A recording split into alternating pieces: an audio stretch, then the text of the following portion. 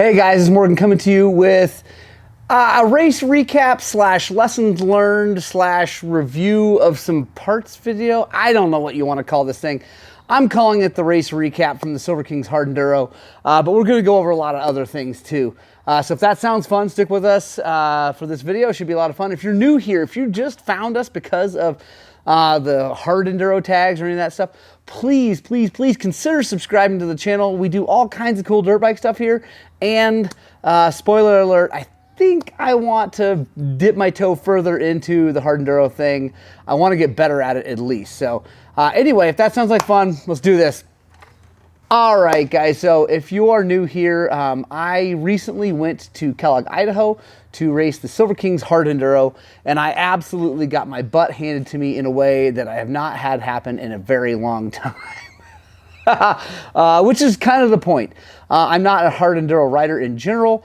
I like faster stuff, desert stuff, hare scrambles, normal enduros, even hard ones up in the mountains, but the whole hard enduro thing was brand new to me. I do like very technical terrain, but I found out that at least the Silver Kings Hard Enduro is very different from what I expected. Started off with just the race recap. I got there Wednesday night late, got up Thursday, had plenty of time to just hang out, sign up, all that good stuff. I just took a time. It was an awesome event. I felt like the organization was pretty good. There were some things I'll talk about here in a bit that I didn't love, but in general, it was pretty good. I liked the sign up was good. It was long. Fortunately, I got up front, so I got that done. But it was pretty well run that way.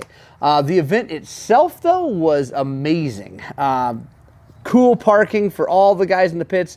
You know, the factory guys were there. We were there. You know, you could camp right next to the factory Sherco if you wanted.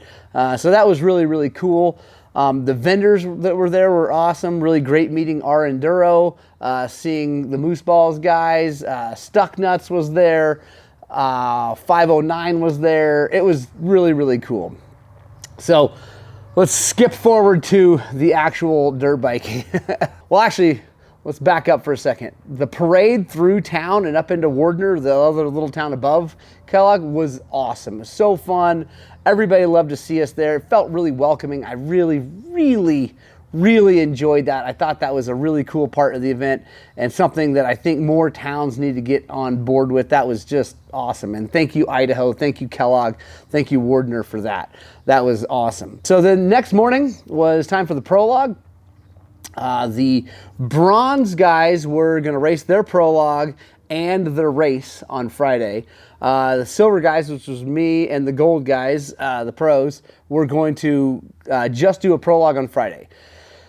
So this is where the organization kind of broke down, in my opinion. They had schedule of events. It was all going to happen at this certain time, whatever.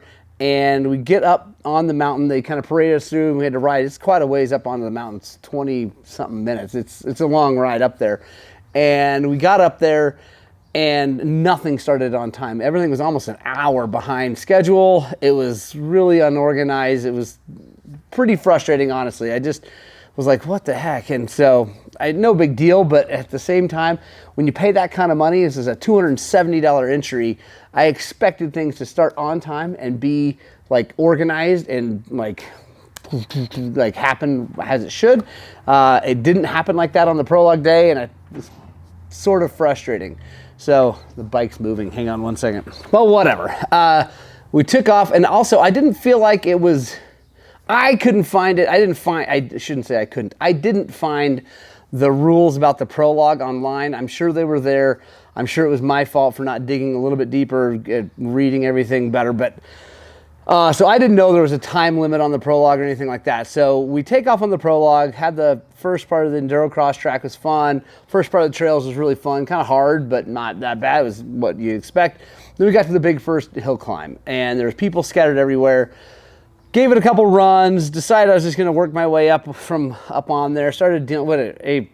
You've seen the video. If you haven't seen the video, go check out my Prologue video and my race video.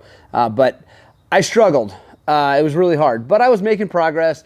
And then all of a sudden, this guy comes out of nowhere, says, "You guys are all timed out. You got to go down." I'm like, timed out? I didn't know there was a timeout. I'm like, oh Okay, so I almost turned around and head down, but a friend of mine, Matt Entz, was above me, and he's like, man, I'm going to keep going. I'm like, yeah, I'm going to keep going too. So we decided we just keep going. So we just keep going, and Rodrigo Lopes was there, and he was helping people keep going, and he was a course worker, so I thought, okay, so this is not another organization situation. I was like, huh, okay, whatever. So we go on up, and I'm almost to the top, and the same guy comes over to me. He's like, dude, you got to go down. And I was not the only one on the hill at that point. There's other people still coming. You got to go down. You got to go down. I'm like, I know. I just want to see the top of this hill because this is in the race, and I want to see what it looks like. And he's like, you're going to be messing with the pros. I'm like, I won't get in their way. Like, trust me. I've raced other races with pros. I will not be in their way. Trust me. Fine. Okay. So I go to the top, and Dan Plum and I both got to the top about the same time. And we both were like, well, I guess we got to go down. So we took the cat trail down. And I noticed other people just jumping back onto, like, staying on course and keeping going. And I'm like, whatever. They're timed out. They're not going to score them anyway, right? Like, it's just all going to be a lottery for tomorrow's start time. So I go back down, end of the day, whatever. It turns out everybody who just kept going got scored. They scored up to 2 hours. They had people getting scores up for 2 hours, which put all of them ahead of all the rest of us who DNF'd, who listened to the guy on starting position. And now I know I saw some guys commenting on my video, was like, I can't believe he's complaining about start position and he sucked and he didn't even make it to the second check and all that stuff. Fair enough, except for that starting position makes a huge difference when you get to those bottlenecks and how torn up the terrain is and all that stuff. So again, I'm not saying I would have done any better or whatever, but it was another organization thing that I was like, come on, guys. I don't know what the story is, how that all works, but it seems a little bit not awesome. Big deal though, right? I get to race the next day. I'm not in contention for the win, but it was just a little frustrating. It wasn't like, it was not a deal breaker. It's not something like, I would never go back. I'd totally go back. Like, that's not that big a deal, but it was frustrating for a lot of us. So, I go back down the hill. We have a great night that night. They had street rhythm. It was super, super fun. They had guys racing. It was basically a straight rhythm enduro cross race on the main, well, not Main Street, but downtown Kellogg. It was really, really cool. A lot of fun. Next morning comes, time to go racing, right? And the top 30 bronze guys got to race with the silver and gold, which is really cool. So Adam Does Dirt Bikes got to make it. Another friend of ours here from Montrose, his kid qualified in the top 30, which is really cool. So we take off, and I kept telling myself, just trail ride. Just don't go crazy because you got no chance of winning this thing, and you got to conserve energy. So I did. I felt like I rode really well. I had a great start to the race, had a ton of fun and some really, really steep stuff. Uphill, downhill was really, really challenging and fun. I loved it. And then we get to our first big hill climb, and that's where everything changes. Like, I feel like I'm a pretty good technical rider. I can get through rocks and logs and things like that pretty well. I'm not great. But they just sent us straight up a ridiculously steep ski slope with no trail, no nothing. And I'm not complaining. It's so different from what I'm used to. And there's people scattered everywhere. Again, if you haven't watched the video, please do. It's a heck of a thing. And I'm like, okay. So I started trying to find my own line because people told me, got to be creative, got to do things. So I tried to find my own line, and I did okay, and I eventually got up to this cat track. I'm like, okay, there we go. Got to there, and there's another steep section above it, and I just struggled my way up through that. Helped some folks, they helped me. We made it through, met some friends. Now it's really cool. And it was just brutally, because it's just like straight up, no good traction, no trail per se, and just, yeah, it was hard. It was really, really hard and very, very different from anything I do. We don't have things like that here in Colorado. We have to stay on trails. It's not, honestly, the state of Idaho is steeper than any other state I've ever been. It's crazy. It's just really cool. So anyway, it was tough. It was a lot. It was crazy. So we get past that hill, get over into the trees. Really fun section. I had some really good kind of moments of brilliance coming through some hard, like rooty uphill stuff. I rode really well. I was getting tired, but I felt really good. Bike was working good. And I was like, okay, this is good. And I got into this nasty hill climb in the trees, and I met back up with this guy, Dan Plum, and he and I started talking. We're over there, and you could hear just bike out of hand. So I'm like looking at things, trying to figure out other ways. Again, be creative. And Dan and I found our own way. We made our own way up this hill using some other tracks. We weren't the first ones up, but we found our way up this thing, and it was hard. We helped each other. He helped me more than I helped him, honestly. Thank you, Dan. I really appreciate it. And we got up, struggled through some other stuff, got to where it dropped back down into another bottleneck, and this guy comes out, he's like, my battery's dead, I'm out of here. That's a crazy bottleneck down in there. Like, oh man. So Dan and I decided, forget it, we're out of here, I'm done. So the bailout though on these hard enduros is not like what you might think a bailout would be. There is no just bail, it's a hard enduro thing to get bailed out. So we pick our way up this crazy hillside to this road, and it was legitimate. I mean, it was super, super hard. Off trail craziness, but we made it. It was rad. You know, we got up there, got to the road, got out, you know, punched out like we're done. You know, we're out of the race. So we went down and honestly, I had a great time. It was really hard, definitely disappointing that I sucked so bad at it, but also motivating to get in better shape and maybe try it again. But it was cool. You know, I met Dan, I met some other folks. We had a really good time. I didn't like blow my body out so bad that I was just like, I couldn't move the rest of the week. You know, I mean, I felt pretty good. I actually got to go fishing the day afterwards and had a great time fishing down in Montana. And it was really cool. It was a really, really cool experience, and I'm really, really happy I did it. And to answer the question, a lot of people are asking, are you going to do it again?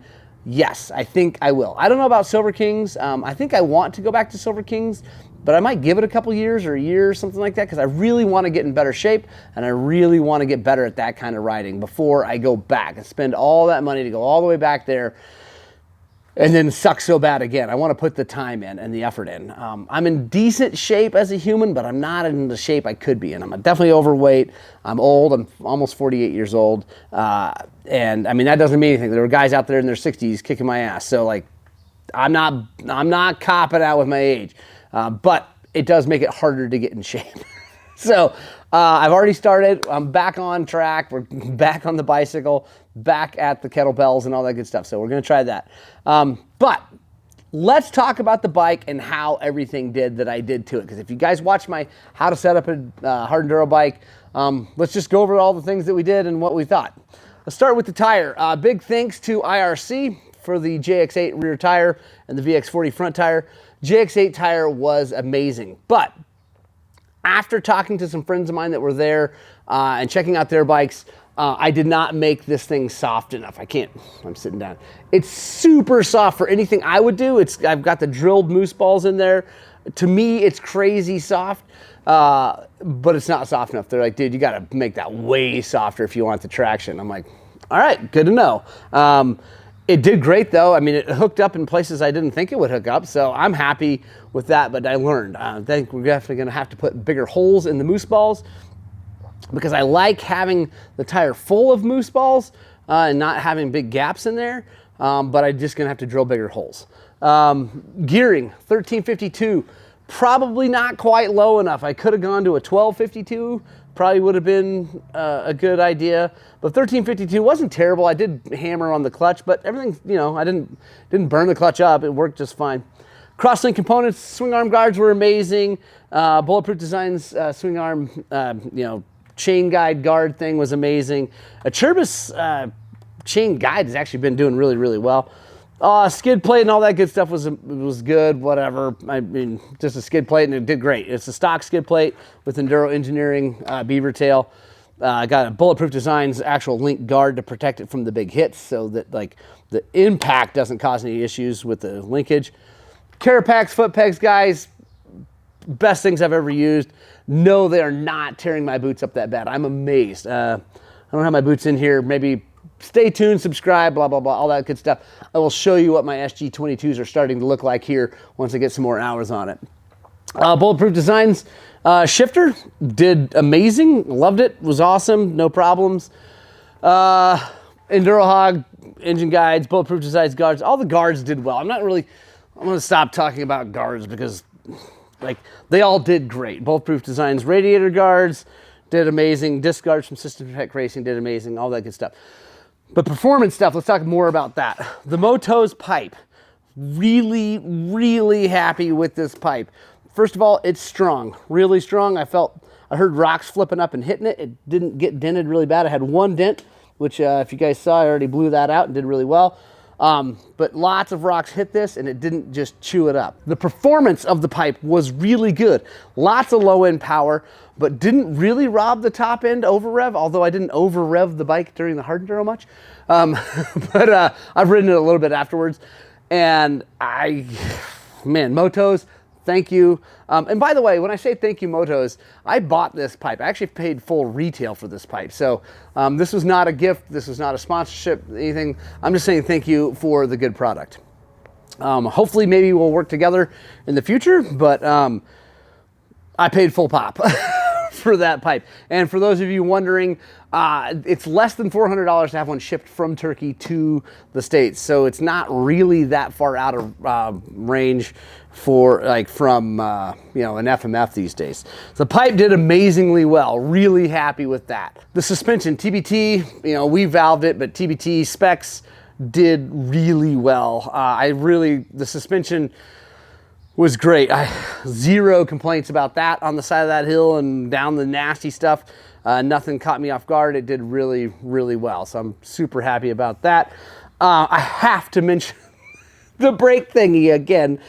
The S3 brake spring is the best thing you can put on a motorcycle. I don't know why I love that thing so much. I do know why, because in moto boots, it's really hard to feel the rear brake pedal, and that thing fixes that problem, and it's amazing. I love it so much. Absolutely love it. Buy one of those from First Track Motorsports. Links down here. Look at firsttrackmoto.com/Highlands Cycles. It's in the description.